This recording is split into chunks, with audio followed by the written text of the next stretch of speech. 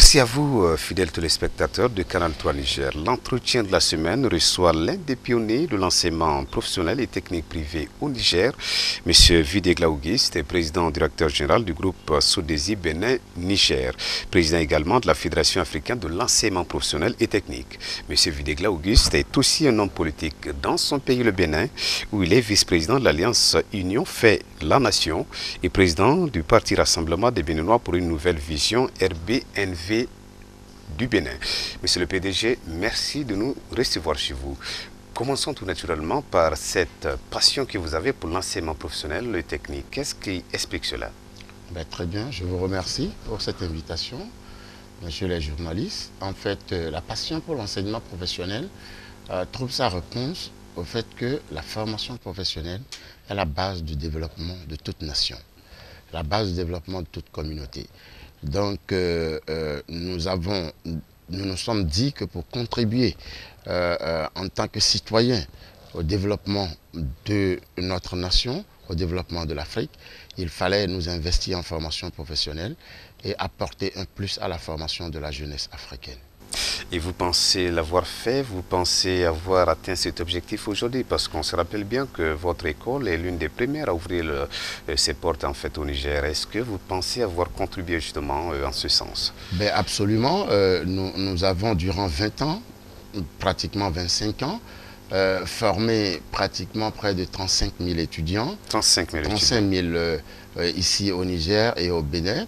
Et aujourd'hui, l'impact ne peut être visible que par les acteurs là que nous avons formés, parce que parmi ces étudiants formés, nous avons des chefs d'entreprise, nous avons des industriels, nous avons des artisans, nous avons des cadres d'entreprise, de banques, etc., qui sont sur le terrain, qui font la fierté quand même de la vision première que nous avons eue en embrassant ce métier de la formation professionnelle de la jeunesse africaine. Monsieur le PDG, vous êtes à la tête de la Fédération africaine pour l'enseignement professionnel et technique. Quelle contribution une telle structure peut-elle amener dans cette grande problématique, dans cette grande question, dans cette grande interrogation, celle relative au développement africain? Très bien. Avant de vous répondre, je vais remonter un peu dans l'histoire pour vous dire, après la Deuxième Guerre mondiale, l'Europe était face à une pauvreté extrêmement aiguë parce que toutes les infrastructures socio-économiques et culturelles étaient détruites. Alors, il y a eu ce qu'on appelle le plan Marshall pour le développement de l'Europe. Alors, pour nous, aujourd'hui, au niveau de la Fédération africaine de l'enseignement professionnel et technologique, dont j'ai l'honneur de présider la destinée aujourd'hui, pour nous, il s'agira de nous battre pour qu'il y ait un plan Marshall pour la formation professionnelle africaine.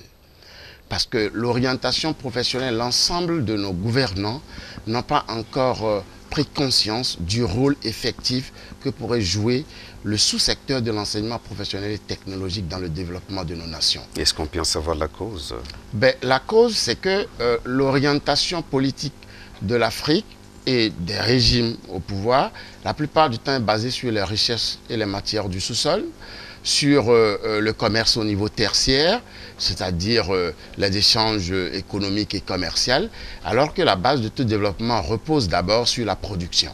Et l'enseignement professionnel, c'est la base de la production, parce que les ouvriers bien formés vont accroître et vont produire, avoir un meilleur rendement. Donc nos pays africains ont basé plus leur développement sur le secteur tertiaire, les échanges économiques et les matières du sous-sol. Alors qu'un développement le développement et la croissance de notre pays est plus basé sur la production.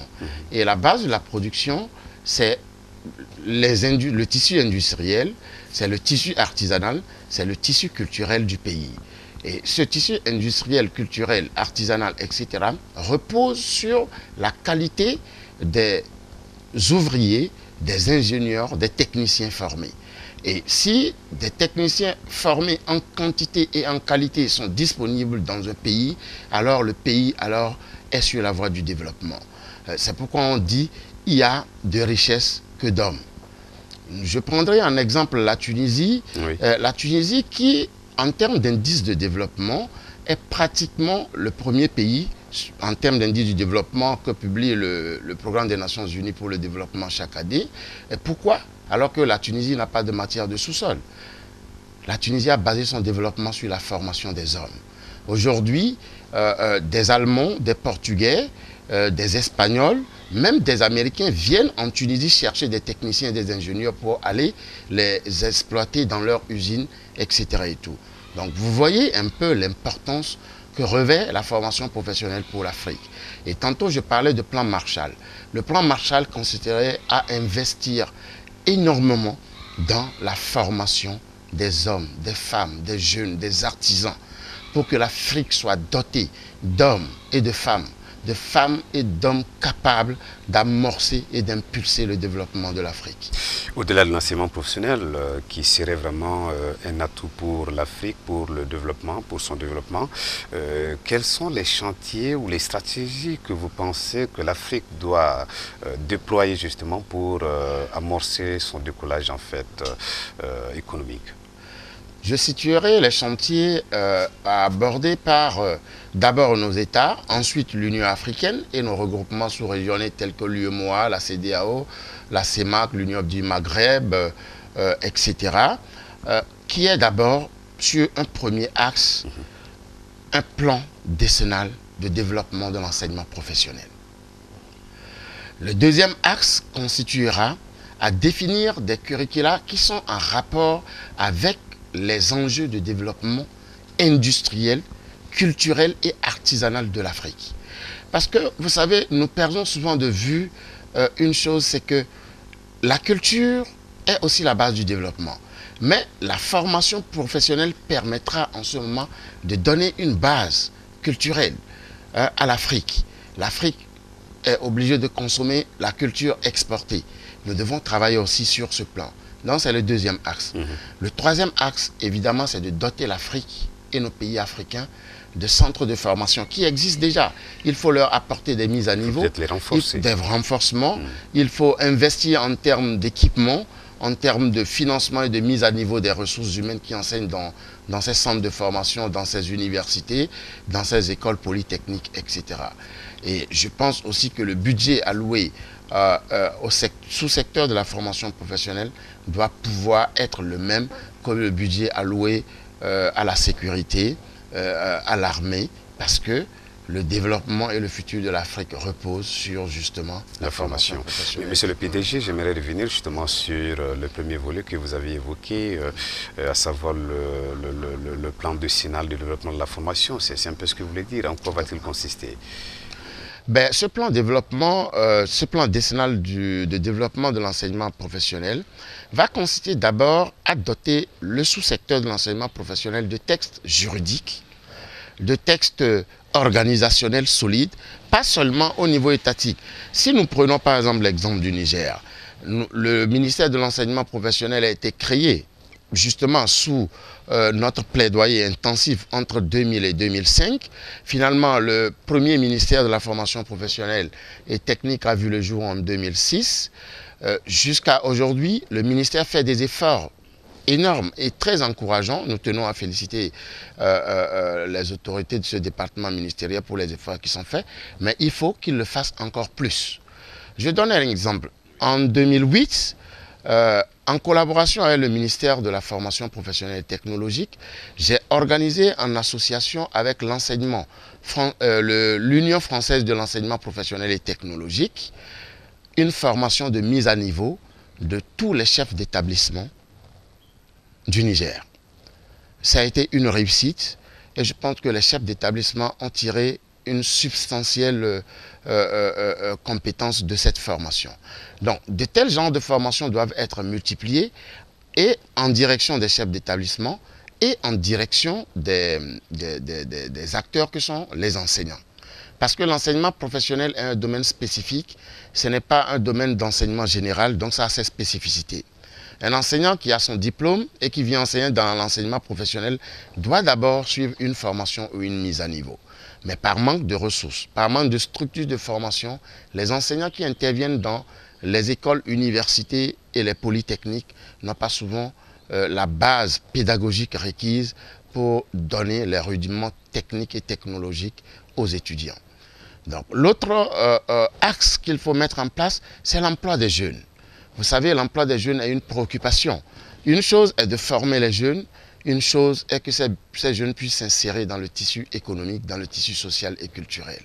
Alors, par rapport à ça, nous avons élaboré au niveau de la Fédération africaine de l'enseignement professionnel et technique, sous mon instigation, un programme que nous appelons le programme 3P, EP, voilà, qui consiste à quoi?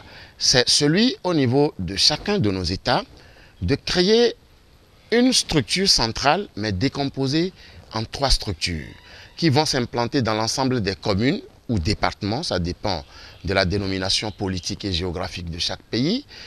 Alors, à la base, nous avons une banque qu'on appelle la Banque de l'Emploi. Cette Banque de l'Emploi a 2 filiales. La première filiale, c'est un bureau d'organisation et méthode. Et la 3e filiale, c'est une structure d'appui et d'assistance à l'insertion des jeunes. Alors, à quoi sert la banque? La banque, lorsqu'un jeune qui a fini sa formation a envie d'investir dans le secteur privé, lorsqu'un artisan qui sait fabriquer des bijoux, un artisan qui sait faire de la poterie, veut investir son affaire pour transformer ça en véritable petite PMI, vient alors au niveau de la banque. Mais la banque ne finance pas directement. La banque l'envoie au niveau du bureau d'organisation et méthode, qui à son tour l'enregistre et l'envoie vers un centre de formation des jeunes entrepreneurs. Alors, ce centre est chargé de former ces jeunes ou ces artisans au métier de leadership, au métier de chef d'entreprise, sur une période de 3 semaines, 1 an, en fonction de la capacité de l'apprenant. Et à l'issue de la formation, dans le centre de formation, un certificat d'aptitude au leadership entrepreneurial est décerné à l'étudiant ou au jeune qui a fini sa formation ou à l'artisan, et il est renvoyé vers le bureau d'organisation et méthode qui lui apprend les schémas de montage d'un dossier financier et les schémas de gestion d'une entreprise. À partir du certificat du bureau d'organisation et méthode, le jeune est renvoyé au niveau de la banque qui met en place le financement nécessaire et le bureau d'organisation et méthode accompagne le jeune dans la réalisation de son entreprise. Un jeune qui crée son entreprise, c'est au minimum 3 emplois, puisqu'il va avoir au moins une secrétaire, il va avoir au moins un gardien ou un chauffeur. Et ça crée de l'emploi. Donc, les pays développés que nous essayons aujourd'hui, vers lesquels nous nous tournons pour demander des aides budgétaires, en fait, la base de leur économie, c'est le secteur privé. Donc, le secteur privé a besoin de main-d'œuvre bien formée, d'ouvriers bien formés, de techniciens et d'ingénieurs bien formés. Et pour qu'il y ait des ouvriers, des techniciens et des ingénieurs bien formés, il faut bien un plan solide destiné à l'enseignement professionnel et technologique africain. Un autre point de cet entretien, monsieur le PDG, c'est celui relatif à la question sécuritaire. Ouais. Le Niger, vous le savez, depuis les événements survenus en Libye et tout récemment au Mali, fait face à une insécurité nationale, peut-on dire. Quels commentaires, quelles réactions vous en faites? Parce qu'il n'y a pas longtemps, à Agadez, il y a eu des attaques terroristes. À Niamey, nous avions assisté aussi à une évasion au niveau de la prison civile qui serait le fait de ces terroristes. Quelle réaction, quel commentaire? Sur ce point, je vous répondrai sur 2 axes précis.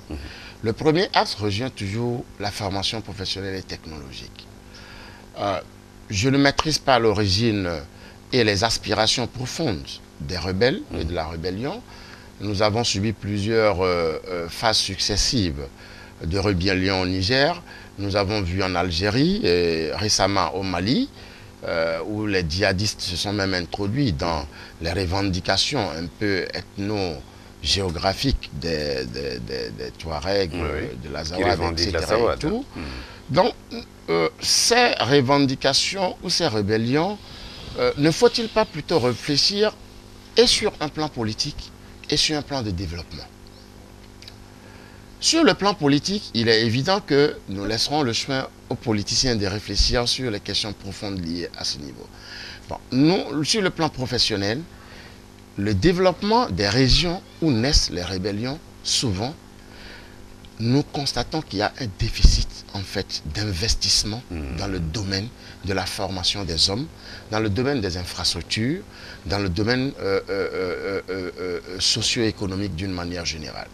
Lorsque nous prenons la zone, je vois ici à Niamey des Touaregs qui ont un art extraordinaire pour les bijoux. Les bijoux Touareg qui sont d'une qualité extraordinaire. Qui sont prisés à l'extérieur. Qui sont très prisés à l'extérieur. Comment développer cette affaire qui peut avoir même des valeurs ajoutées extraordinaires pour le Niger? Alors, c'est pourquoi je disais que la production est toujours au stade artisanal. La production au stade artisanal, il n'y a pas une stratégie et une politique d'accompagnement véritablement efficace de cet artisanat qui est prisé au niveau international.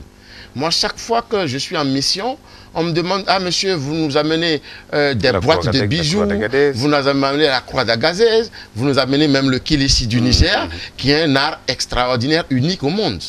L'art de faire le kilishi. Comment développer le kilishi pour qu'il soit véritablement un produit consommé à l'échelle internationale et rapporter de la valeur ajoutée à l'État. Vous savez, la base du développement de l'État, c'est la balance commerciale. Moins vous importez, plus vous exportez, et plus vous avez de la croissance et vous avez du développement. La base de l'économie d'un pays, c'est ça. Or, nous constatons que la balance commerciale de nos pays de la sous-région, à l'exception un peu de la Côte d'Ivoire et du Sénégal et du Nigeria, la balance commerciale est totalement déficitaire à près de 80%. Parce que nous importons pour 80 à 90% et à peine nous avons 5 à 10% d'exportation. Alors la balance commerciale est déficitaire et il n'y a pas de développement possible.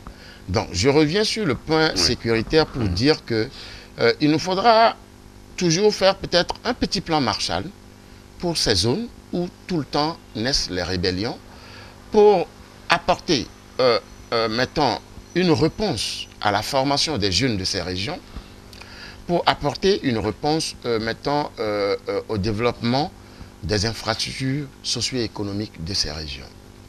Le second axe sur le plan de la sécurité, vous savez que ces attaques sont fortement à déplorer. Nous les condamnons fermement au niveau africain parce que je fais partie d'une organisation qui est le réseau africain des jeunes leaders politiques où nous analysons l'ensemble des problèmes et des défis, des enjeux qui se posent à l'Afrique, à la jeunesse, à l'avenir de l'Afrique. Nous envoyons de temps en temps nos suggestions et nos programmes au niveau de l'Union africaine. Donc au niveau du réseau des jeunes leaders politiques africains, nous avons fermement condamné le recours aux attentats terroristes pour quelques revendications que ce soit. Alors nous déplorons fortement ce qui s'est passé au Mali. Heureusement, Dieu merci, la paix est en train de revenir graduellement au Mali.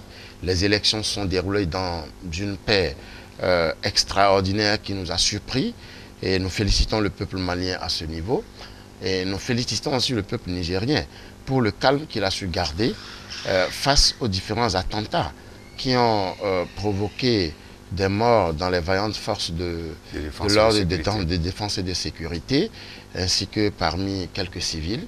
Et nous adressons toutes nos félicitations à l'État du Niger, à son chef d'État, pour la vigilance et la riposte, ainsi que les mesures de sécurité qui ont été prises quand même pour protéger le peuple nigérien de ces actes que nous condamnons encore une fois fermement. Monsieur le PDG, vous parlez des défis du continent africain. Notre défi qui se pose avec cruauté, à savoir la question énergétique. Comment comprendre que l'Afrique, en dépit de toutes ces richesses, ces matières, jusque-là, des problèmes énergétiques se posent. Le cas du Niger, récemment, nous avons aussi votre pays, le Bénin, qui en souffre. Comment comprendre cela? Quelle perception vous avez justement de ce problème énergétique du continent africain? Effectivement, je vous remercie de toucher un point sensible lié au développement de l'Afrique. Sans énergie, il n'y a pas de développement. Et sans formation professionnelle, il n'y a pas d'énergie. Je m'explique. Pour qu'il y ait suffisamment d'énergie pour l'Afrique, il faut qu'il y ait soit des centrales nucléaires, soit que nous développions notre potentiel énergétique naturel qu'est le soleil, que le Dieu nous a donné gratuitement, ou soit que nous explorons les autres formes d'énergie telles que l'énergie éolienne, etc., ou les barrages. Mais alors, toujours dans le cadre de la définition des politiques d'orientation de nos États, ces problèmes énergétiques n'étaient pas situés par un passé récent en priorité absolue. La majeure partie de la consommation énergétique vient du Nigeria et de nos centrales thermiques qui datent de l'époque coloniale pratiquement.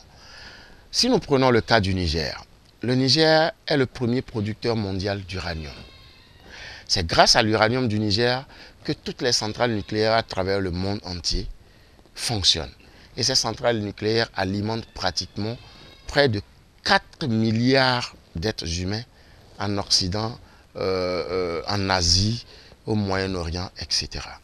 Alors, pourquoi est-ce que la CEDEAO ne pourrait pas élaborer une stratégie globale qui va s'appuyer sur la richesse minière, notamment l'uranium du Niger, pour mettre en place un projet régional pouvant couvrir la CEDEAO et mettre en place une centrale nucléaire qui va alimenter l'ensemble de la sous-région ouest africaine.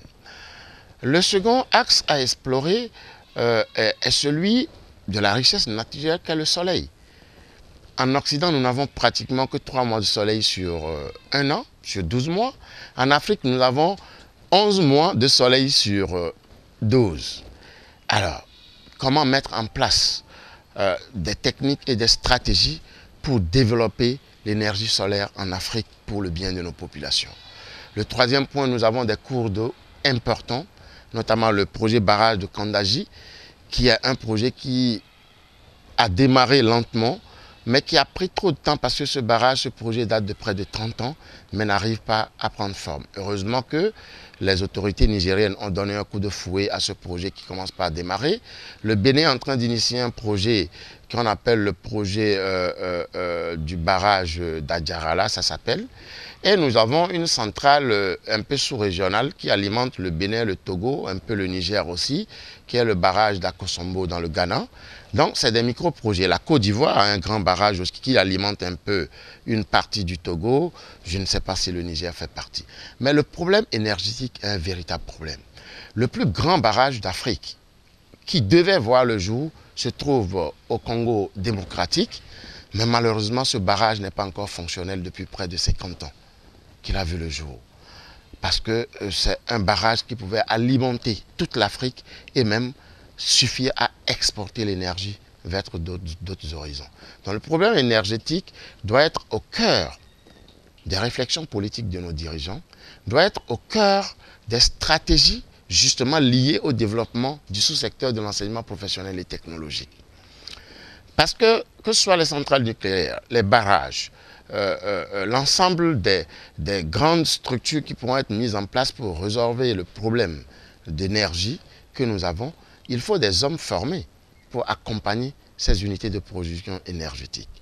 Est-ce que nous avons les écoles polytechniques nécessaires qui sortent des techniciens, des ingénieurs et des ouvriers pour travailler dans ces centres, dans ces centrales ou dans ces unités de production énergétique? J'en doute très fort. Que ce soit au Bénin, au Niger, au Togo, au Burkina, même en Côte d'Ivoire, il n'y a pratiquement pas d'école polytechnique digne de ce nom. Pourquoi? Parce que nos gouvernants n'ont pas choisi d'investir fondamentalement dans la formation des ressources humaines. Ce problème énergétique sera résolu lorsque nous allons amorcer, nous aurons une classe de jeunes, une classe de techniciens, d'ingénieurs bien formés. C'est eux qui vont amener les pouvoirs de nos pays, les régimes de nos pays à pouvoir investir beaucoup dans la technique. Tout à fait. Parlons à présent politique, parce que je le disais dans mon introduction, vous êtes aussi un homme politique, monsieur le PDG.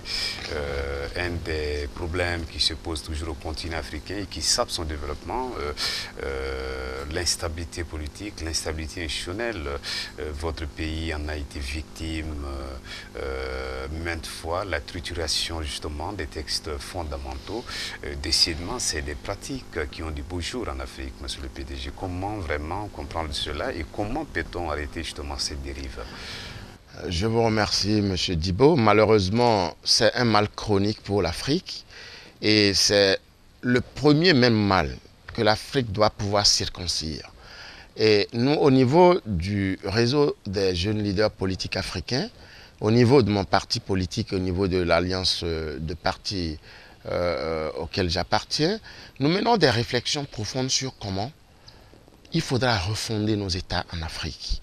Parce que nos États, en fait, sont gouvernés par des régimes qui arrivent. Lorsqu'un régime arrive, il arrive avec des idées.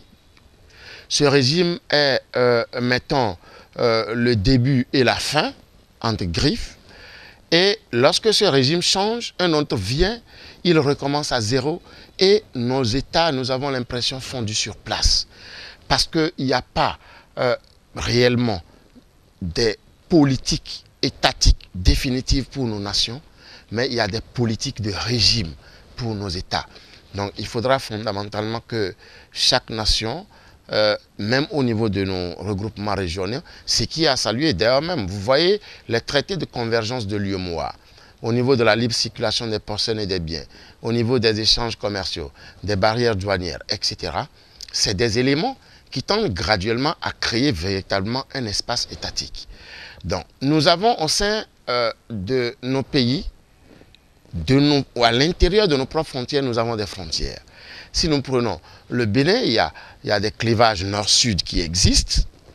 Nous prenons le Niger, il y a des clivages toujours soit ethno-régionalistes qui existent.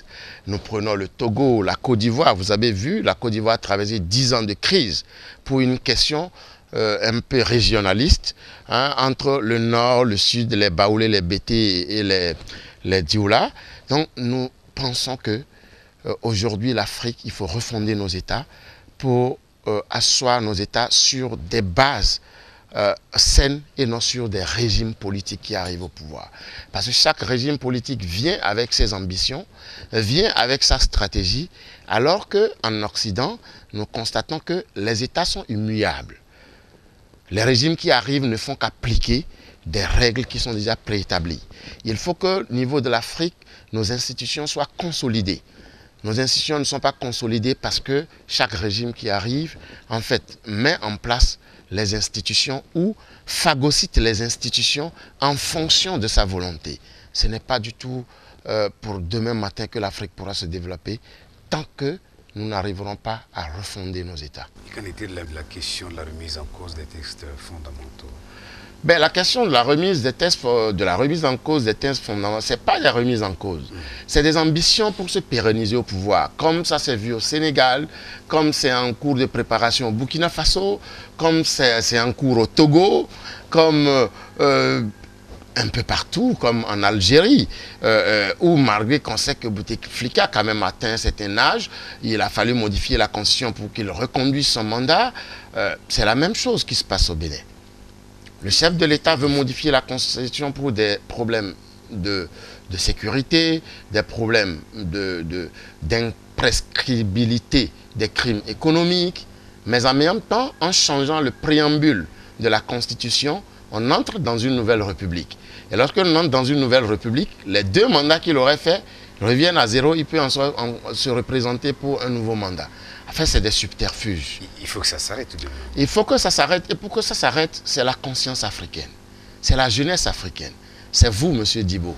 C'est vous, chers amis. Pascal. Surtout vous qui êtes le 4e pouvoir. C'est vous qui devez jouer un rôle important dans le changement de mentalité de nos dirigeants, de nos politiques, qui viennent, dans un premier temps, avec des bons discours, avec des bons programmes, mais généralement qui, au bout du temps, sont corrompus par le pouvoir lui-même et oublient l'essence pour lequel ils ont été élus.